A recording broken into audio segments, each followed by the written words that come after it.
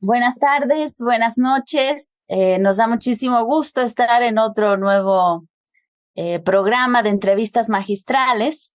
El día de hoy tenemos el enorme gusto de que nos acompañe la hermana, compañera Leiria Bay García de Guatemala. Ella es maya quiché, defensora de los derechos humanos y de la madre tierra, integrante de la dirección política del movimiento plurinacional CODECA, que es el Comité de Desarrollo Campesino.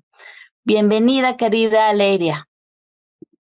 Katia, muchas gracias por la oportunidad de estar acá y de compartir un poco la realidad de Guatemala. De verdad, muy agradecida por el espacio. Excelente, querida Leiria. Pues bueno, el día de hoy vamos a estar abordando este momento coyuntural que ahorita está viviendo Guatemala. Es un momento de mucha dificultad y queremos como entenderlo porque no hay mucha información en los medios. Ha habido como un cerco comunicacional que CODECA siempre se está encargando de vencer, porque realmente ha sido muy difícil para los pueblos realmente emerger, constituirse, organizarse. El imperio ha estado muy presente en Guatemala y no ha permitido realmente pues llegar gobiernos que representen realmente a la población en general, que además es una población mayoritariamente indígena, campesina. Entonces, yo quisiera, para poder ingresar en este complejo contexto, que nos pudieras hablar, querida Leiria, sobre CODECA. ¿Qué es CODECA? Bueno, CODECA, como ya lo dijiste, Katia, significa Comité de Desarrollo Campesino. Tenemos 31 años de lucha y resistencia. Nacimos como movimiento en el año de 1992. CODECA es un movimiento que fue fundado por compañeros y compañeras indígenas, campesinos, pero analfabetas, compañeros y compañeras que no habían tenido la oportunidad de ir a la escuela, compañeras y compañeros que son parte de toda esta mayoría de la población olvidada y excluida en el país. Y nace CODECA por las enormes desigualdades que vive el país justamente. Nace con esos sueños de urgencia de cambios estructurales y nace con dos luchas concretas, que es la lucha por la tierra y los derechos laborales. Así, en 1992, los compañeros y compañeras que deciden crear este espacio, que ahora es un movimiento con presencia en todo el país, inclusive con presencia en la comunidad migrante en Estados Unidos, nace con ese sueño del derecho a la tierra, de acceder a tierra. ¿Y por qué esto? Porque Guatemala, como ya lo dijiste, es una población mayoritariamente indígena, es una población o sea, es un país con mucha riqueza natural y cultural también, pero con grandes desigualdades. Es un pueblo también con una gran historia de lucha y resistencia, que justamente cuando nace CODECA en el 92 era una etapa todavía de conflicto armado interno, el que ha dejado más de 500,000 de víctimas directas. Y en el año 1996 se firmó la paz, en el que todos estábamos ilusionados e ilusionadas con que esta paz iba a poner fin a la guerra y que íbamos a tener mejores condiciones de vida, pero la realidad es otra. Pero bueno, en 1992 se inicia CODECA, inicia con su lucha tierra y derechos laborales. Después, en el 96 que se firma la paz, CODECA se suma fuertemente a la lucha por el esclarecimiento de la verdad. Trabajamos en la exhumación de cementerios clandestinos en lugares donde el ejército había masacrado a hermanos y hermanas y los había tirado sus cadáveres como si fueran cualquier cosa en osamentas, donde tiraba inclusive de las osamentas que logramos sacar, había evidencia de torturas fuertes. Por ejemplo, había personas que habían sido tiradas, no sabemos si vivas todavía o ya muertas, con alambre de púas se enrollado en su cuerpo. Entonces, eso era la realidad de lo que vivió Guatemala en el conflicto armado, o en la guerra interna, y parte de lo que Codeca hizo después de la firma de la paz. Pero, ¿qué pasó y cómo se han dado esos 30 años de lucha de Codeca? Pues la lucha de Codeca viene muy ligada a la realidad que va viviendo el pueblo de Guatemala. Si bien es cierto, nacimos diciendo queremos tierra y derechos laborales, pero también decíamos queremos dignidad. Codeca siempre fue un movimiento hace muchos años muy periférico, principalmente rural y principalmente aislado por la misma discriminación interna, por el racismo también y todo lo que significa el no saber leer y escribir, el no poder hablar en los medios de comunicación, el no saber expresar, ¿no? Estábamos luchando fuertemente. Después de la firma de la paz en Guatemala se dio un fenómeno muy interesante. Por un lado, la ilusión o con lo que nos engañaron a los pueblos de decir Guatemala es un país subdesarrollado y hay que desarrollarlo. Entonces, el discurso de desarrollo se puso de moda y dijeron, vamos a desarrollar Guatemala.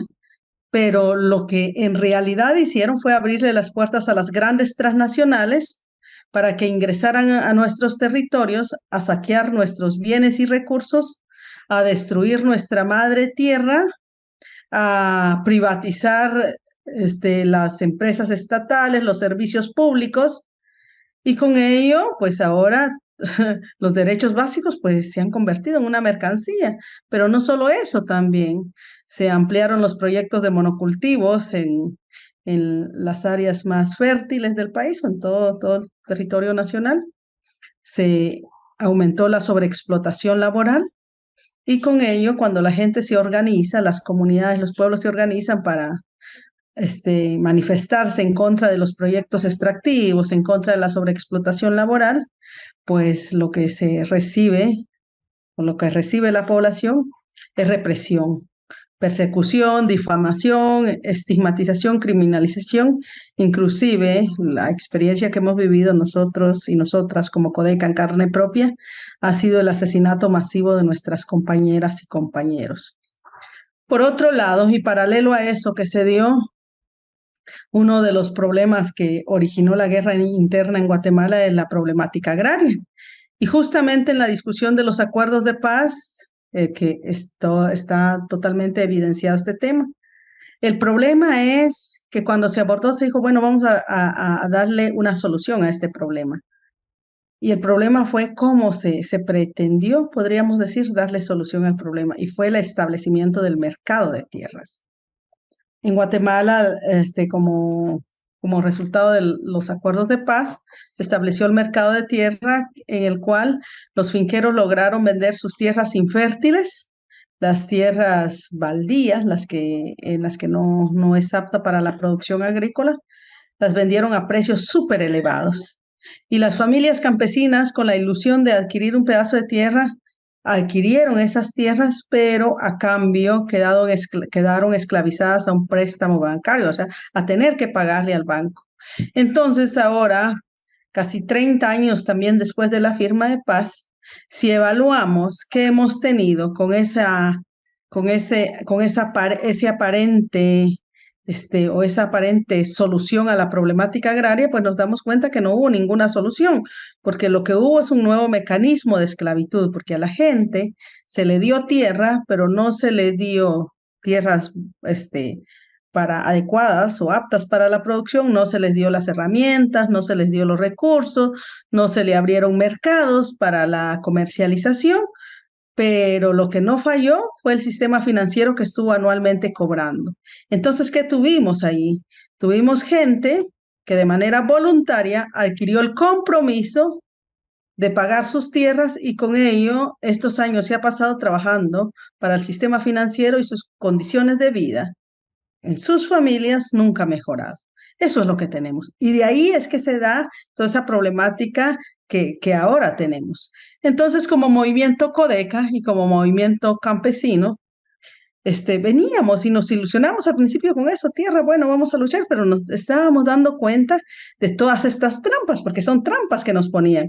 Nos decían, desarrollo, quieren desarrollo, ¿verdad? Y las organizaciones, sí, queremos desarrollo, bueno. Y lo que ponían era mayor implementación de los proyectos extractivos en nuestros territorios. Después, otro discurso que se puso de moda después de la firma de la paz en Guatemala fue el tema de la incidencia. Habían un montón de organizaciones en Guatemala de la cooperación internacional financiando el desarrollo, financiando la democracia, pero nunca financiando la formación política o promoviendo organización y formación sociopolítica para las comunidades. Inclusive, los sectores que se desmovilizaron de la guerrilla abandonaron la formación política. ¿Por qué? Porque la cooperación se enfocó en brindar proyectos para el desarrollo, todas estas iniciativas de microemprendimientos. Entonces, que habían proyectos de producción de huevo por acá, proyectos de hortalizas por allá. El detalle es, o proyectos de corte y confección por acá para hacer prendas. El detalle es que paralelo a eso, como le abrieron las puertas a las grandes transnacionales, las pequeñas familias que estaban produciendo algunos huevos por acá no tenían capacidad de competir con las grandes transnacionales que ingresaron a nuestros territorios. Y así, estas pequeñas o microiniciativas no lograron sostenerse con el tiempo. Entonces, simplemente fue una ilusión que generó a las familias. Hubo un momento, o sea, Codeca, digamos, se desprende o surge como un desprendimiento de una izquierda que aglutinaba más o menos un discurso, ¿no? Y de pronto Codeca dice, ya no nos identificamos, ¿no? Con esta que era, creo que la Unidad Revolucionaria Nacional Guatemalteca. Y entonces Codeca toma distancia y se constituye como un movimiento aparte. ¿Por qué esa distancia? O sea, ¿cuáles son como las demandas que de pronto ya no se compartieron y que dieron lugar como a esta nueva fracción que también, digamos, se sitúa como un movimiento, no sé si entiendo bien, de izquierda, pero es otro tipo de izquierda, ¿no? O sea, se plantea distinto, o sea, tiene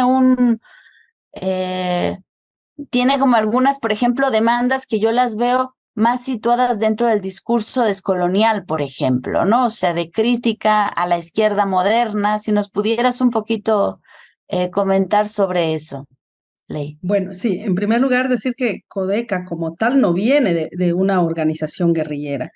Algunos compañeros que están en el movimiento Codeca han participado en alguna de las 4 organizaciones que después integraron la URNG, pero como tal, como movimiento, no. Sin embargo, por la claridad de lucha que había y en el que entendíamos desde las dirigencias del movimiento que no podíamos luchar por derechos ni por cambios estructurales si no pensamos políticamente, como movimiento Codeca, desde un principio, cuando después de la firma de los acuerdos de paz, recordemos que Codeca nace antes de la firma de los acuerdos de paz, antes, sí, pues, y después de la firma de los acuerdos de paz, que se constituye la URNG como un partido político, en Codeca dijimos, bueno, entonces la URNG va a ser nuestro partido político. Nosotros no queremos ser protagonistas, queremos ser la base de ese partido. Y allí estábamos, pero en el 2012, que traíamos ya esa discusión, esa experiencia que nos dicen desarrollo, que nos dicen incidencia, veíamos y dijimos, en el 2012 como Codeca teníamos 20 años de lucha. Entonces dijimos, vamos a hacer una evaluación de nuestros alcances como movimiento. Y cuando evaluamos, ahí fue donde vimos este tema de la tierra que les estoy hablando ahora. Dijimos, nacimos por tierra y por derechos, pero hemos conseguido tierra, pero las condiciones de vida de las familias campesinas no han cambiado, porque la gente está trabajando para el sistema financiero. Hemos conseguido ganar algunos casos para denunciar la sobreexplotación laboral, pero lo que hemos conseguido es que la gente que se organiza y denuncia la sobreexplotación laboral pasa a formar parte de una lista negra donde O sea, los finqueros los ponen en una lista negra y no vuelven a conseguir trabajo estos compañeros y compañeras en las demás fincas y tienen que emigrar. ¿Por qué? Porque les dicen, no, ustedes son bochincheros, ustedes son peleoneros, ustedes no quieren trabajar, sino solo quieren demandar al patrono. Entonces, y entonces decimos, ¿qué estamos ganando en realidad como movimiento? Y allí fue donde surgió la discusión de todo un año dentro del movimiento Codeca, es decir, el problema ha sido que siempre hemos tratado de incidir, pero las propuestas que hemos elaborado como movimiento nunca se han convertido en políticas públicas. Ahí, después de todo ese año de discusión, dijimos, tenemos que luchar por ser sujetos y sujetas de derechos y por convertir a la madre tierra como sujeta de derechos. Y a partir de ahí, dentro del movimiento Codeca, surge la idea de decir, entonces vamos por un proceso de asamblea constituyente popular y plurinacional. Pero eso, ¿cómo lo vamos a hacer? Eso se haría a través del Congreso, quien tendría que convocar a una consulta popular.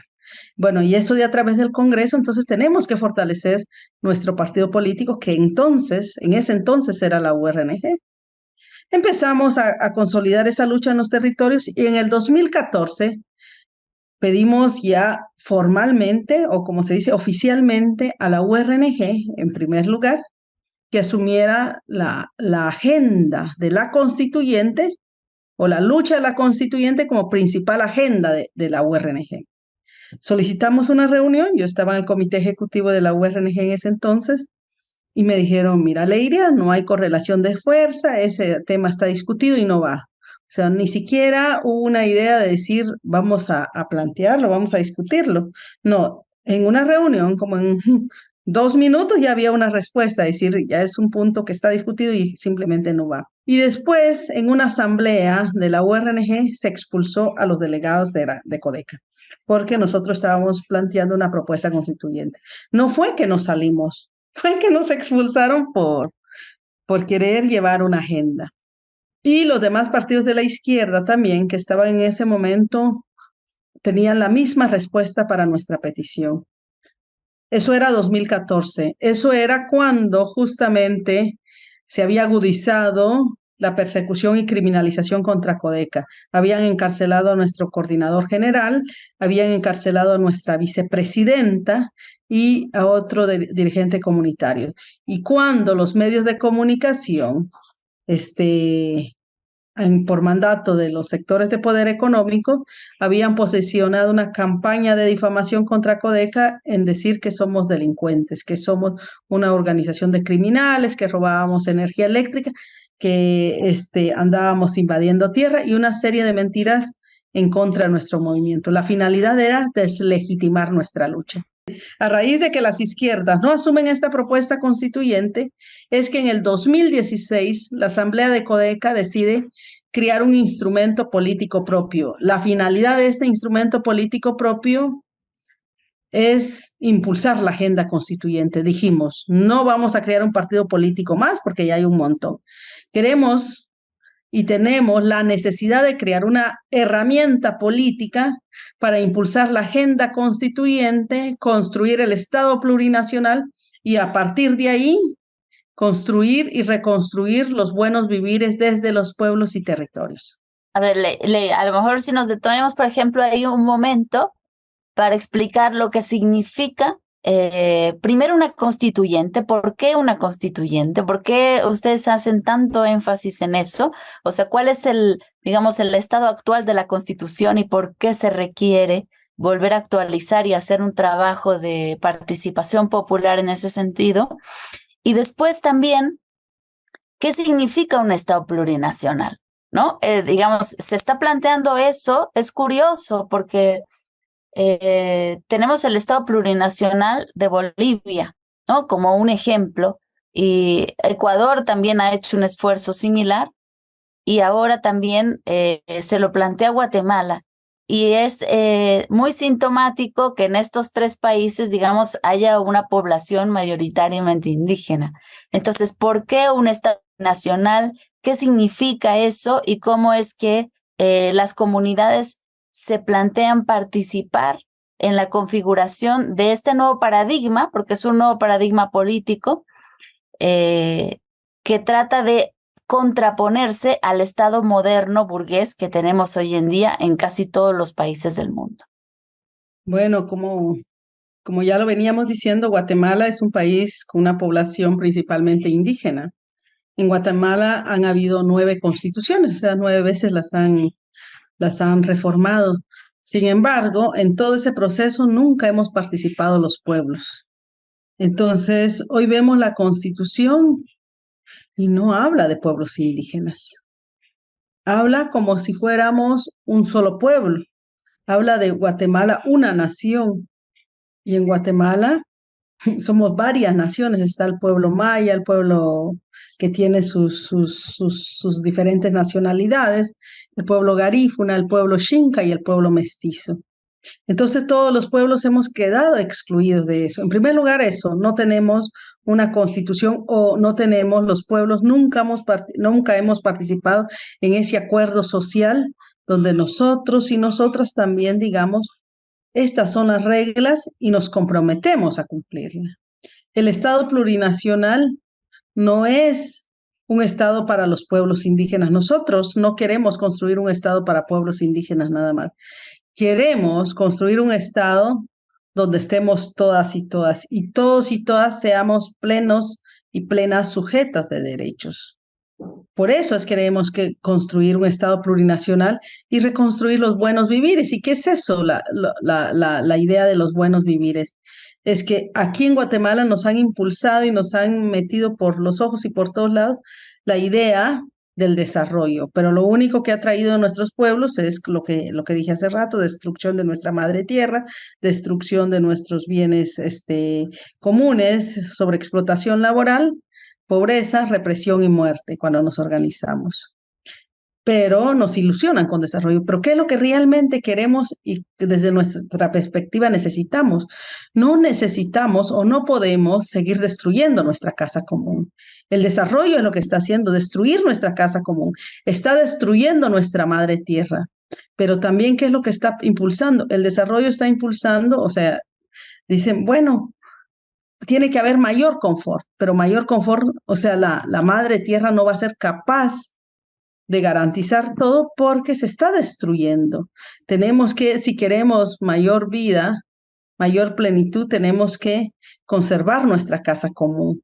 Y esa es la madre tierra. Y por eso estamos luchando, porque tenemos que conservar nuestra casa común.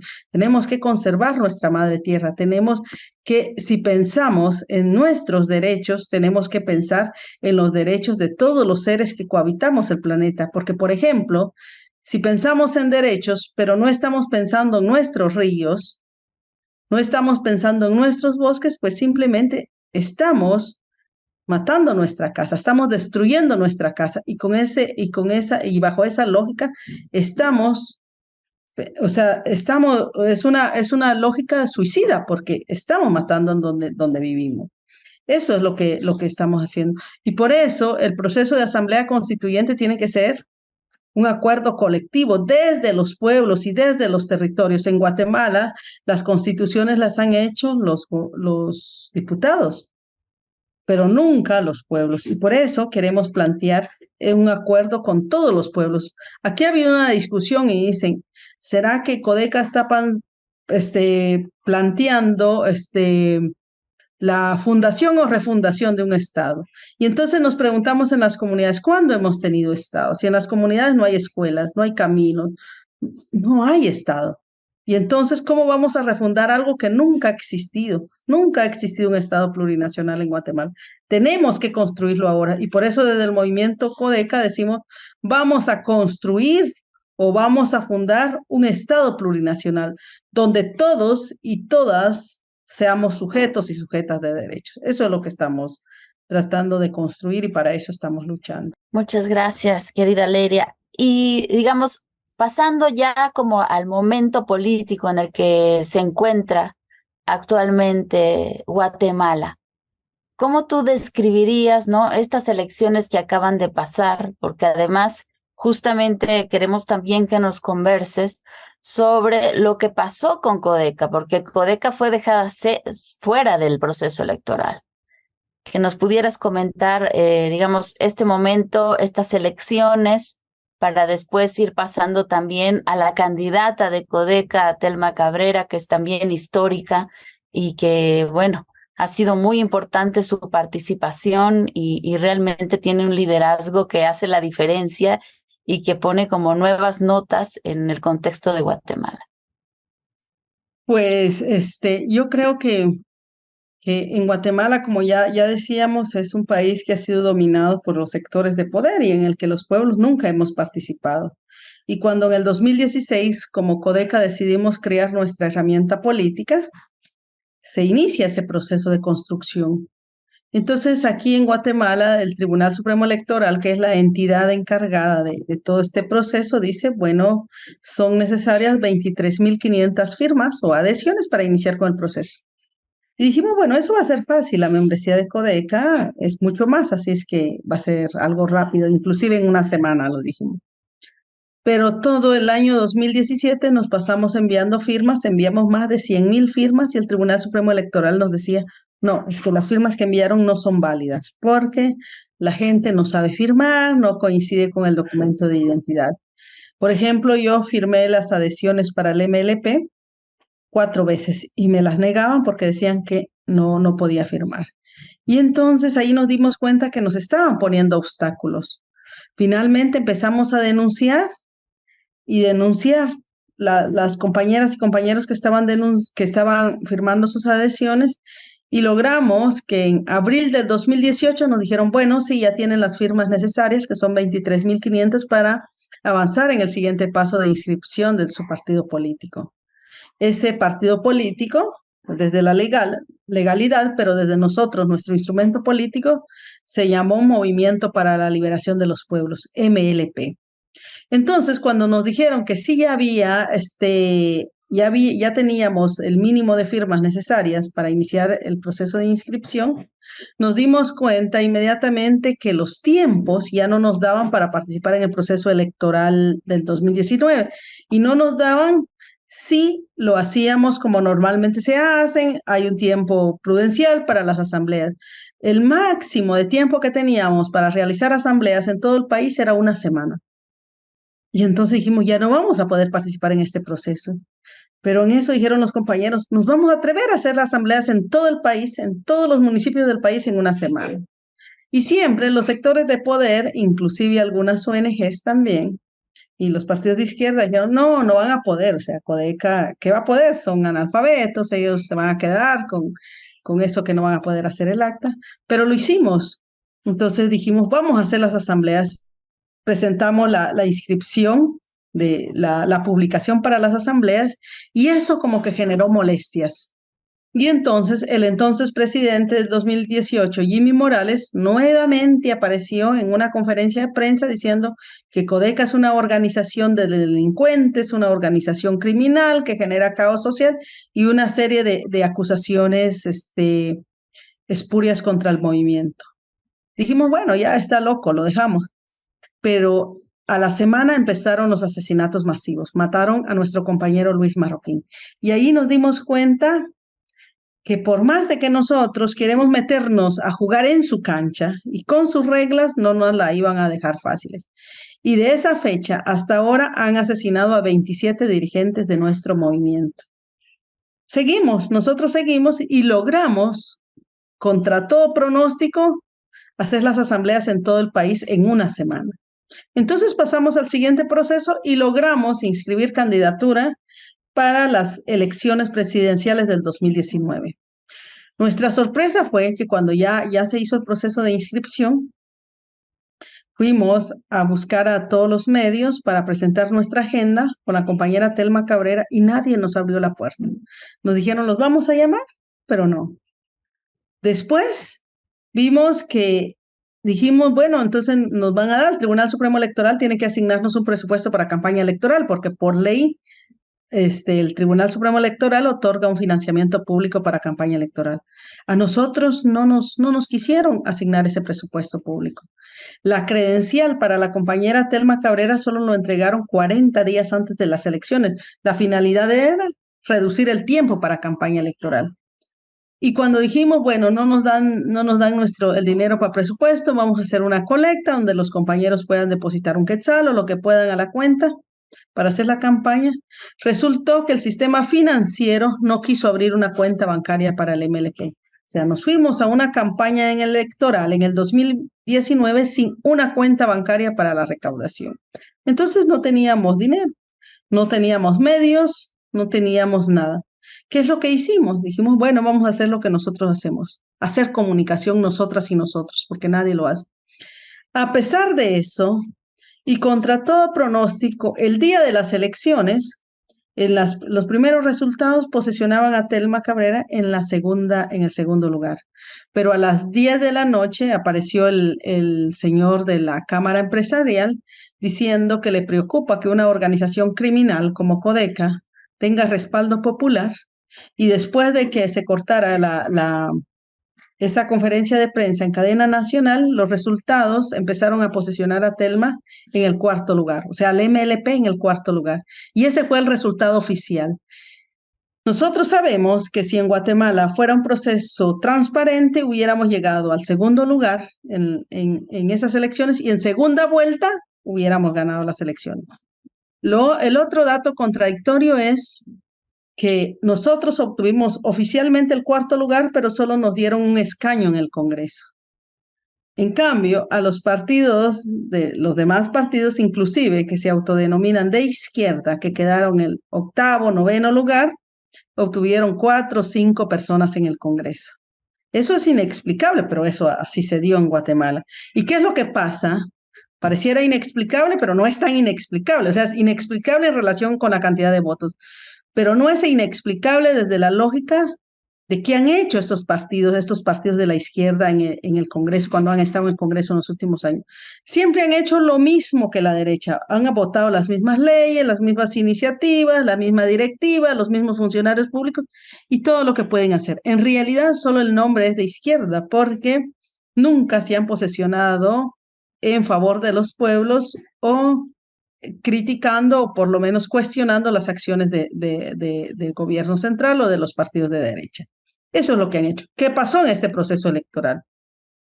En las elecciones pasadas, pues se evidenció que el MLP no tiene recursos económicos, pero tiene gente en los territorios. Como movimiento tenemos presencia organizativa en todo el país e incluso en la comunidad migrante de Estados Unidos. En las elecciones del 2019, el MLP ganó también en la comunidad migrante, con la comunidad migrante en Estados Unidos. Así que este proceso estaban con mucho miedo. Y entonces en el 2021 y 2022 estuvieron poniéndole obstáculos al movimiento MLP. En el 2021 nos obligaron a hacer asambleas dos veces porque dejaron sin efecto las primeras asambleas que realizamos y nos obligaron a hacer otra. ¿Qué es lo que buscaban? Cansarnos. ¿Qué es lo que buscaban? Y agotarnos. Pero también iniciaron un proceso contra la compañera, en realidad 2 procesos contra la compañera Telma por campaña anticipada, aunque ella nunca participaba ya en eventos públicos dando un mensaje a toda la población. Iba a hacer su trabajo de organización en las comunidades y por eso el Tribunal Supremo Electoral inició los procesos de campaña anticipada. ¿Cuál era la finalidad? No dejarla participar en este proceso electoral. Y justo el año pasado, el 2022, en diciembre hicimos nuestra asamblea y la asamblea nombró a Jordán Rodas como candidato a la vicepresidencia. Eso fue una bomba para todos los diferentes sectores de Guatemala. En primer lugar, porque Telma Cabrera es una persona con gran trayectoria y gran reconocimiento a nivel nacional. Pero también Jordán Rodas ha sido una persona que se ha desempeñado muy bien en la Procuraduría de Derechos Humanos en Guatemala y que tenía un gran reconocimiento de la población. Entonces, el MLP se constituyó en ese peligro para los intereses de los sectores de poder. Y con lo cual se buscaron las iniciativas o las maneras de bloquear a como dé lugar estas candidaturas. Y por eso, en enero de este año, de manera arbitraria, negaron la participación del binomio presidencial del MLP, aduciendo que Jordán Rodas no tenía un finiquito.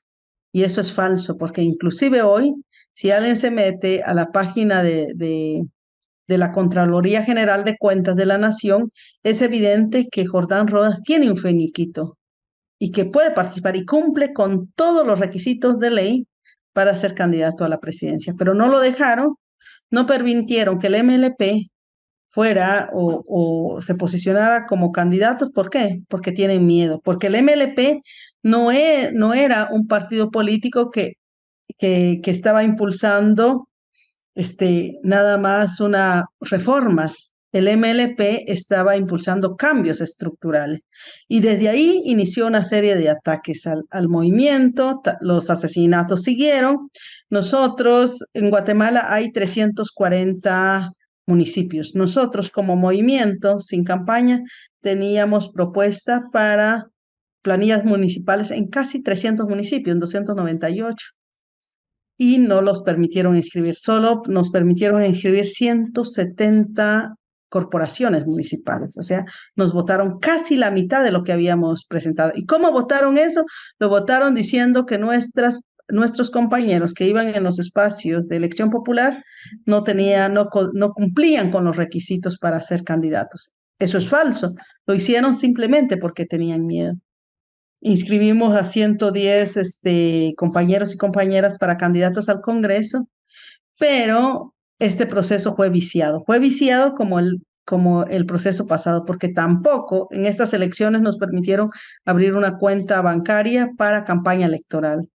Y finalmente lograron que se cancelara la ficha del MLP porque en las elecciones, según los datos oficiales, dicen que no logramos ningún diputado ni el mínimo, que es el 5%. Eso sabemos que es falso. Sin embargo, como ellos tienen el control de las instituciones estatales y la manipulación del proceso electoral fraudulento, entonces ahora estamos así. ¿Qué pasa ahora? Pues alguna gente dijeron, entonces fue una derrota, y no fue una derrota para nosotros. ¿Por qué? Porque cuando nos dimos cuenta que no inscribieron a este instrumento político, al binomio presidencial, dijimos, bueno, vamos a votar nulo. ¿Por qué? Porque ninguno de los partidos políticos, ni los que estaban antes, ni los que están ahora en contienda electoral, impulsan una agenda de cambios estructurales. Ninguna tiene previsto el buen vivir como agenda de lucha. Nadie impulsa la agenda constituyente. Todos están bajo la lógica del desarrollo que tanto daño le ha hecho a este país y por el cual mucha gente ha muerto y sigue muriendo en los hospitales, sigue muriendo porque con problemas de riñones, con todo lo que se da de manera permanente. Entonces dijimos, vamos a votar nulo. Y el principal ganador de las elecciones en Guatemala fue el voto nulo.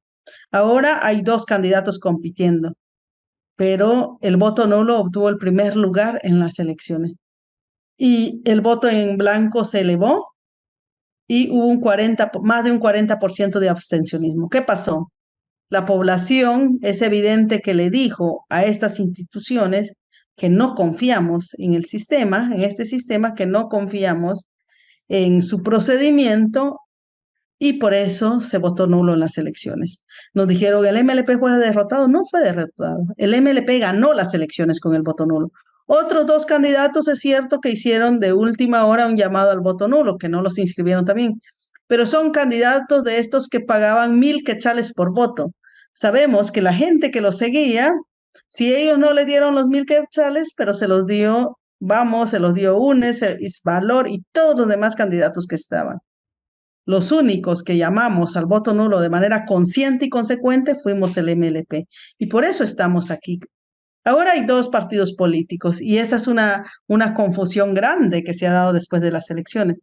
¿Por qué? Porque tenemos dos partidos. Uno es el partido de la UNE con la señora Sandra Torres, que es un partido que viene de las mafias y de la corrupción, que han estado ya en el gobierno y que cuando estuvo la UNE en el gobierno, se dieron los casos de ataques directos a las movilizaciones, inclusive varias donde estuvimos nosotros, donde llegaron a atacar fuertemente con disparos y con bombas lacrimógenas a las y los manifestantes, pero también se dieron los desalojos violentos de compañeros y compañeras que estaban tratando de rescatar sus tierras ancestrales que habían sido despojadas durante la guerra interna. y el gobierno de Álvaro Colón fue que hizo eso, fue represivo con las comunidades. Entonces, ¿qué esperamos? Pero también la UNE ha estado en el gobierno todos estos tiempos y ha sido el responsable, o son los responsables de todas estas cortes que tenemos, de todos estos funcionarios que tenemos y de todo este sistema que tenemos. ¿Qué pasa? Entonces hay otro partido que es Semilla que está en contienda y es el que genera confusión ahora. Semilla Exacto. Y es un también eso partido, que quería yo que nos comentes, por ejemplo, quién es Bernardo Arévalo, ¿no? sí. Semilla es un partido relativamente nuevo. Nace la idea de constituir Semilla a partir de las movilizaciones que se dieron en el 2015 en Guatemala. En Guatemala, en el 2015, con la CICIG en el país, pues la CICIG estaba llevando casos donde se evidenciaba los casos de corrupción, ¿Qué es principalmente la de CICIG, Leiria? la Comisión Internacional contra la Corrupción, una comisión de las Naciones Unidas. Y pues se evidenciaron casos de corrupción muy fuerte, donde estaban implicados inclusive el gobierno, por ejemplo, el expresidente Otto Pérez Molina, su vicepresidenta, inclusive Álvaro Colón también, que estuvieron encarcelados. Entonces, esa evidencia de estos casos de corrupción hizo generar un levantamiento de la población de clase media, principalmente en las plazas en la capital. Y entonces el 2015 fue un año, o principalmente gran parte del año, de muchas movilizaciones, pero de mucha movilización de gente que estaba molesta o aparentemente molesta con la corrupción, pero que no veía más allá de sus narices, porque pensaba que con la corrupción se agotaba todo y que ese era la principal causa y efecto de todos los problemas del país. Entonces esta gente estaba en las plazas celebrando los fines de semana porque en realidad no generaban ningún caos al sistema. Los fines de semana estaban ahí, después se iban a los bares y todo esto. Y ellos dijeron, fuera corruptos, pero eligieron al peor corrupto, a Jimmy Morales, peor que los que estaban. Y a partir de ahí nace Semilla. Nace Semilla, fundado por personas de clase media principalmente. No sé ahora, pero no se asumían de izquierda. Bernardo Arévalo es el hijo de Juan José Arévalo, quien fue presidente, el que inició el periodo de la revolución en el 44. Bernardo Arévalo ha estudiado en Israel, ha sido una persona que ha sido diplomático en diferentes gobiernos, pero que nunca se ha pronunciado a favor o en contra de las vulneraciones de derechos humanos en nuestros territorios, ni a favor de los pueblos.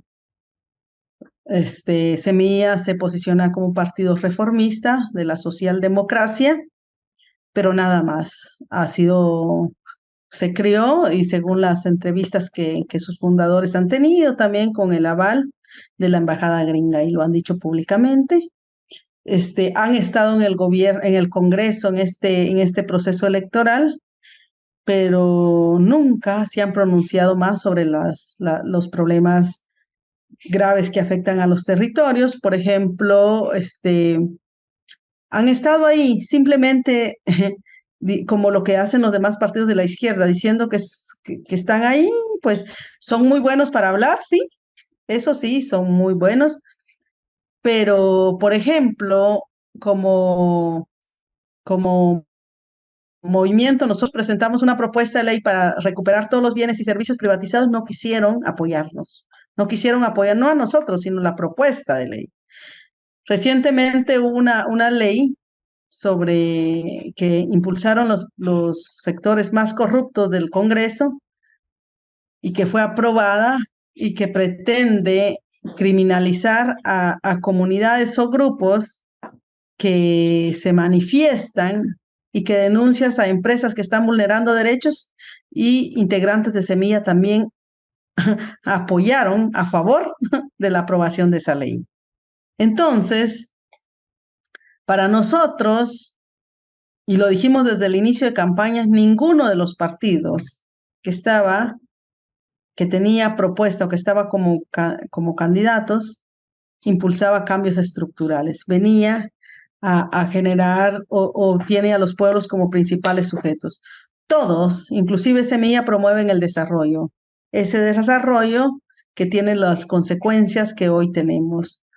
Ellos, o sea, tienen un discurso, pero ahorita, ¿qué es lo que ha pasado? Ahorita cuando se evidencia que quedan en segunda vuelta, muchos sectores y mucha gente está inclusive en redes sociales diciendo, bueno, que es la nueva primavera de Guatemala. Los sectores de poder están ellos no quieren perder para nada ninguna parte del control del poder. Lo que les preocupa de Semilla es su discurso a favor de la justicia y en contra de la corrupción. Entonces, han hecho un show ahora. Yo creo que es un show, nada más. O sea, desde nuestra lectura es esto, donde dicen, no vamos a inscribir a Semilla, que ya no participe. Y ahorita se han inventado muchas cosas. Inclusive han dicho, hay un proceso contra Semilla por el tema de las adhesiones, pero eso ya lo habían sacado antes, solo que no le habían dado importancia. ¿Por qué? Porque estaban empeñados en evitar la participación del MLP y no se habían dado cuenta que Semilla finalmente se logró colar, como dicen. Entonces, ahora están algunos sectores más de derecha, están diciendo, no, pues Semilla no, y están señalando a Semilla, inclusive diciendo que le van a quitar la personería jurídica del partido, y entonces muchos actores de la izquierda dicen, bueno, salgamos a vender, no queremos que haya un golpe de Estado, no queremos que haya fraude electoral, pero no se dan cuenta que en Guatemala la mayoría de los pueblos vive sin Estado, entonces no puede haber un golpe de Estado. No se dan cuenta y dicen, tenemos que defender la democracia. Y nos preguntamos, ¿de qué democracia están hablando? ¿Acaso los pueblos hemos podido decidir? ¿Acaso podemos decidir? O sea, simplemente es un show y una manipulación. Están diciendo, estamos a punto de un fraude electoral. Si este sistema es un fraude, siempre lo han hecho así. La no inscripción de Telma Cabrera y Jordán Rodas como binomio del MLP ya ha sido un fraude. La no inscripción de casi 150 planillas municipales del MLP ha sido un fraude. Entonces, ¿qué estamos haciendo? ¿A qué estamos llamando? Hay un proceso, estamos en un momento totalmente polarizado en el que hay mucha confusión de muchos actores y sectores. Y se habla también incluso, Leir, sobre la relación que habría entre Semilla y el gobierno norteamericano, ¿no? Claro, ellos han estado siempre, y de hecho, todos los mensajes, si vemos el accionar de los que estuvieron en el Congreso, los discursos o los mensajes de Bernardo, ellos están totalmente en sintonía. Creo que ellos son, desde nuestra perspectiva, son la principal herramienta de la embajada gringa. ¿Y por qué es eso? Porque a Estados Unidos no, o sea, está cuidando sus intereses y no permite que movimientos sociales, que los pueblos se reorganicen y tomen el control del poder. Le interesa seguir teniendo el control del poder y eso lo lograría muy bien a través de Bernardo. O sea, cómo se han dado los gobiernos, cómo están cambiando los gobiernos a nivel regional, le preocupa mucho a Estados Unidos. Y entonces Guatemala es un país en el que ha tenido el control y quiere seguirlo teniendo. Y Bernardo es su ficha que tiene para hacer eso. Sí, es interesante porque, digamos, es como si se estuviera fabricando un partido que supuestamente es de izquierda, ¿no? O sea, se está tratando como de polarizar y de hacer aparecer dos proyectos, un poco lo que pasa en Estados Unidos, ¿no? O sea, que tienes dos partidos, pero que es como uno y lo Que mismo. son lo mismo. Pero uno te lo ponen como más de derecha, conservadora, y la otra te lo ponen más centro, ¿no? Incluso con algunas, digamos, visiones que podrían coquetear con la izquierda, pero en realidad es como tener una máscara o otra máscara, pero en realidad cuando uno ve en profundidad, la propuesta no varía mucho. O sea, Es un vimos en el mismo actor caso... con dos títeres, uno en una mano Exactamente, y el otro en la otra mano. exactamente. Entonces, es interesante porque finalmente las propuestas, digamos, de alternativa, de construcción, como tú dices, de cambios estructurales, fueron simplemente quitados del escenario. Y ahora se pone un teatro diciendo, no, aquí hay una propuesta que es más de lo mismo y aquí hay otra propuesta que es la izquierda.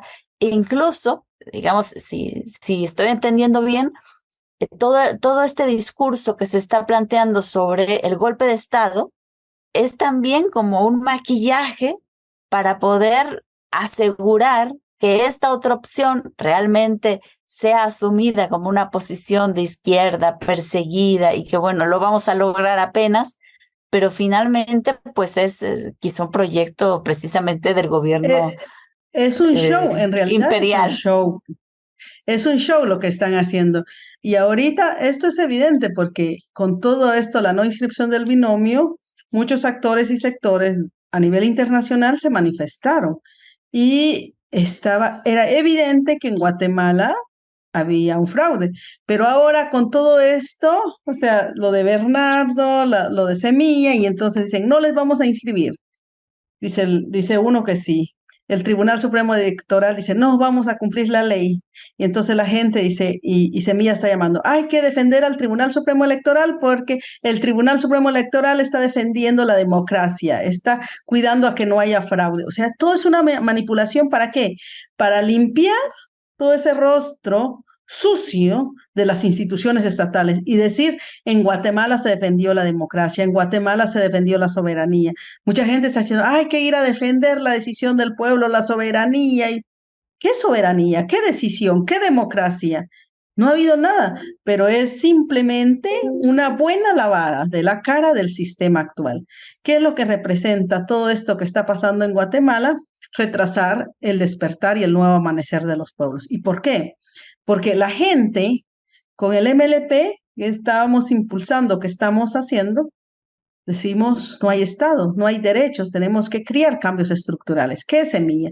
Semilla lo que viene a decir es que no es necesario cambios estructurales.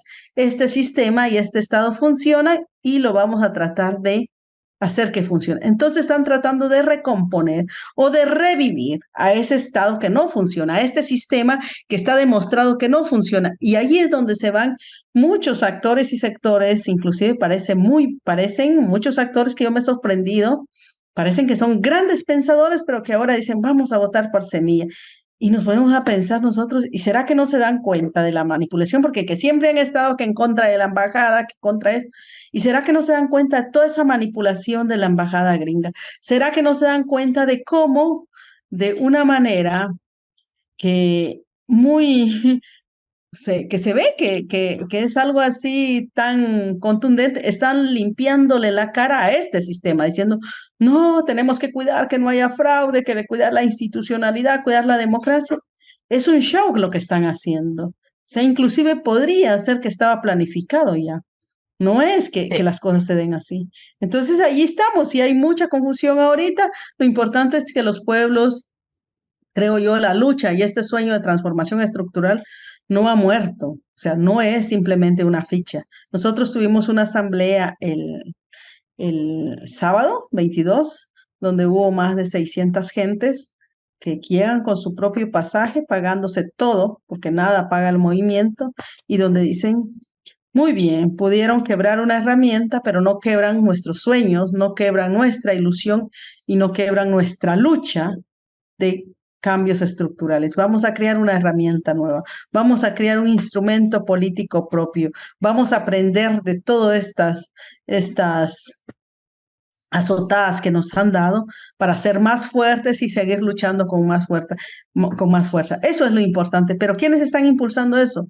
Principalmente las y los campesinos, las y los más olvidados en los territorios. Por supuesto, hay muchos actores y sectores de la academia que también han estado ahí, pero sí es triste ver que gente bien que piensa, que parece que piensa un montón, está ahora confundida con eso, es decir, no, pues entonces con Fernando viene la nueva primavera y entonces saben de qué, o sea, porque la agenda que hay, la propuesta que hay, de dónde viene este partido, pues dejan mucho que desear y ya sabemos qué es lo que va a haber. Sabemos que es el menos peor si hablamos en relación a persecución, criminalización, seguramente va a ser el menos peor, pero a veces la medicina sale más cara que la enfermedad. Eh, Qué interesante, porque realmente esto nos está permitiendo asistir en vivo y en directo a los nuevos formatos que se están diseñando desde el imperialismo. O sea, antes teníamos golpes de Estado, ¿no? Con militares, con tanjetas, con asesinatos de presidentes, ¿no? Eso es. Después empezamos a tener revoluciones de colores, que le llamaban, ¿no? Y que era justamente, pues, eh, una organización supuestamente popular, ¿no? De rebelión popular que de pronto surgía, pero financiada también desde el imperialismo para combatir a los gobiernos, digamos, que estaban planteándose cambios realmente profundos en los distintos países, y entonces se encapuchaban, ¿no? Estos mercenarios con rostro de pueblo y hacían aparecer como si fuese el mismo pueblo quien se estaba rebelando. Y bueno, ahí lo vimos en varios casos, y uno de los últimos pues fue el de Bolivia, el golpe de Estado que se dio en Bolivia, Ujú. y con el cual pues tuvo que salir el hermano Evo Morales en el exilio.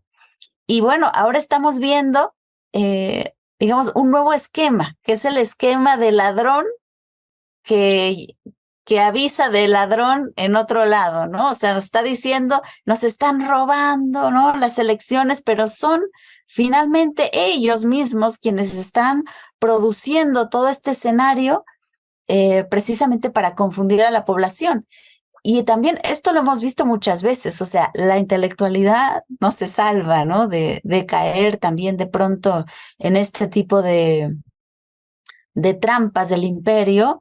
Lo vimos, por ejemplo, o sea, grandes intelectuales apoyando el golpe de Estado en Bolivia, ¿no? Apoyando Eso es. eh, la autoproclamación de Guaidó. Los hemos visto. Y bueno, ahí siguen y seguirán. Y por eso es tan necesario que haya este tipo de espacios para que podamos como transmitirle a la población otra versión, ¿no? Una versión que realmente se pone desde la perspectiva de los pueblos que están luchando, que no es, el imperialismo no está permitiendo llegar, cómo se ha transado con las oligarquías nacionales y cómo también estas oligarquías subordinadas, con visión de seguir siendo siervos del imperio, están dispuestas a hacerles el trabajo sucio, ¿no? Y Eso se es. prestan precisamente a este tipo de juegos. Y bueno, ahora, eh, ¿cuál sería la perspectiva? O sea, Codeca, porque hay mucha gente que está llamando a que se vote precisamente por el menos peor, ¿no? O sea, Bernardo Arévalo representaría esta opción. Y bueno, en opciones en donde tenemos el fascismo y una derecha o digamos una socialdemocracia conservadora, pues digamos lo lógico es como decir, bueno, pues vamos por esta otra opción, pero todo este escenario que tú nos has planteado realmente es devastador, o sea, es como si te dieran a escoger entre cómo quieres morir, si quemado, ahogado, ¿no? Electrocutado, o sea, no hay como realmente muchas opciones en este contexto, porque finalmente lo que se ha quitado del tablero es realmente la democracia. O sea, no hay una perspectiva de realmente de participación de los pueblos. Y bueno, ahora pues Codeca va a tener que rearmarse, reestructurarse, reinventarse y volver a salir a una contienda que bueno, lo hemos visto también en otros países, ¿no? Lula, después de cuántas veces que intentó llegar a la presidencia, lo logró. Andrés Manuel también, ¿no? O sea, tenemos ahí como distintos ejemplos en donde finalmente los pueblos, cuando se organizan, se van dando cuenta que tienen que ser tan contundentes, ¿no? En Colombia lo vimos. O sea, yo realmente no podía creer que pudiéramos tener una alternancia en Colombia, ¿no? Y llegó. O sea, Sí. llegó Petro. Entonces, los pueblos están despertando y se están dando cuenta que la lucha tiene que ser muy, muy fuerte, que tiene que ser contundente, que no podemos dejar a dudas y que entonces el imperialismo ahí es donde dobla las manos y realmente pues no le queda de otra más que aceptar que llegó otro momento histórico. ¿Qué nos comentas sobre eso? Pues, y sí nos han preguntado, entonces, qué dice Codeca? ¿Qué dice el MLP? Pues como movimiento hemos tomado la decisión de no apoyar a ninguno. Institucionalmente no podemos poner las manos al fuego o poder engañar a la población diciendo, bueno, ahora hay que votar por porque como ya tú dijiste, sabemos que no son la opción y que nuestra propuesta y que nuestra lucha, que nuestro instrumento político no fue creado para ganar elecciones, sino para promover cambios estructurales. Y estos dos que están en contienda no tienen esa agenda. Entonces les decimos, no tenemos ninguna opción. Voten libre, compañeros, compañeras, porque les decimos, la opción menos peor es Bernardo, pero no significa que va a apoyar nuestro pueblo. Está retrasando el proceso de liberación de los pueblos. Está implementando su agenda, es que los pueblos tarden más en despertar o tarden más en impulsar agenda constituyente. Entonces, lo único que está haciendo, que ese es un distractor para hacer que este sistema siga viviendo más años. Eso lo sabemos. Y entonces, en eso estamos, hay esa claridad como movimiento y nosotros no nos vamos a distraer por esto, vamos a seguir luchando. Nos han dicho, pues entonces, ¿qué pretenden? ¿Que lo sigan asesinando? Pues cuando entró Colón, mucha gente estaba celebrando que la izquierda había llegado a Guatemala, Colón con la UNE, y llegó a desalojar de manera muy violenta comunidades. Entonces no nos garantiza que pueda hacer algo. Pero esperamos tener la fuerza, fortalecer nuestros procesos de lucha y articulación para construir un instrumento político más fuerte y más potente. Y querida Leir, ahora para terminar, me gustaría muchísimo que también pudieras comentarnos de manera breve este otro movimiento en el que participas, en el que participamos, en el que nos sentimos también convocados, que es Aviala Soberana, que es un proyecto, digamos, de toda América Latina, de movimientos sociales, de movimientos comunitarios que comienzan a articular sus luchas por debajo, más allá de los partidos, más allá de esta política que reproduce las lógicas de la dominación y que más bien quiere tejer pueblos, quiere hermanar prioridades y hermanar luchas y hermanar a los pueblos finalmente. Bueno, este es un espacio de articulación de pueblos, de movimientos, de medios alternativos. ¿Y por qué pensamos en la articulación a nivel regional? Nos hemos dado cuenta que este sistema, los estados bicentenarios, nos han dividido a los pueblos. Por ejemplo, el pueblo maya está en México y está en Guatemala. Estamos divididos, nos han impuesto fronteras. Vivimos las mismas realidades, sufrimos la misma represión, pero muchas veces no nos conocemos, no nos reconocemos como hermanos y hermanas y no hemos tenido la oportunidad de unirnos en lucha. Y la finalidad de la articulación es, en primer lugar, encontrarnos, conocernos y reconocernos como hermanas y como hermanos, pero también reflexionar juntos y juntas que el desarrollo no nos ha hecho bien, nos ha destruido nuestra casa común y cuando nos organizamos para defendernos, bajo esa lógica nos atacan, nos estigmatizan, nos criminalizan inclusive ya han asesinado y seguramente seguirán asesinando a compañeros y compañeras nuestras. Y para eso tenemos que pensar en no solo organizarnos, no solo movilizarnos, sino luchar por ser sujetos y sujetas de derechos. Eso es lo que queremos impulsar y por eso nos estamos organizando. Este año vamos a tener, creo yo, dos eventos importantes, un proceso de formación en el que creo que van a estar ustedes, que amablemente han manifestado su disponibilidad de apoyar, y una asamblea que va a ser, todavía no se ha definido en qué país de la región. Entonces, la finalidad es seguir tejiendo a partir de la diversidad los diferentes procesos de lucha y nuestros diferentes procesos para nuestra liberación. Ir abriendo ese camino de liberación de los pueblos, no solo en Guatemala, sino en América Latina, porque por más de que nuestra lucha es tomar el poder popular, por ejemplo, en Guatemala tenemos nuestro instrumento político, ganamos elecciones, siempre va a haber un sistema que va a estar acechándonos, va a tratar de votar cualquier proceso de cambios estructurales. Y para eso necesitamos tener organización y tener fuerza en todo el continente. Y eso es en Guatemala, en Ecuador, en Bolivia, en Perú y en toda Latinoamérica. Sí, pues efectivamente, creo que una de las lecciones más importantes que nos dejan estas últimas décadas de gobiernos progresistas, de gobiernos que han intentado construir alternativas, es que las revoluciones no se construyen solas. Eso es. Tenemos que ir tejiendo juntos y tejiendo comunidad, comunidad de lucha y comunidad de revolución, porque Eso es. finalmente creo que en América Latina nos hemos dado cuenta de que no basta con querer transformar nuestros países. Tenemos ahora el reto en nuestras manos de transformar el mundo y eso lo tenemos que hacer juntos, juntas y sobre todo tejiendo pueblo, tejiendo comunidades de abajo. Pues Así muchísimas es. gracias, querida Leiria. Ha sido un enorme Gracias, gusto Katia. tenerte aquí.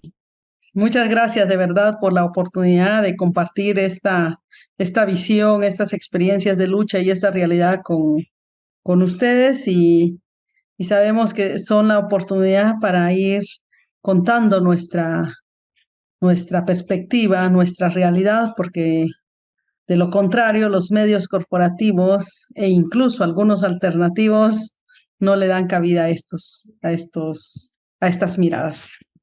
Así es, tenemos fuego enemigo y también a veces fuego amigo. Así es. Pero bueno, vamos construyendo, querida Leria. Un Vamos gustazo y te mando construyendo, un compañera. abrazo. Igualmente. Chao.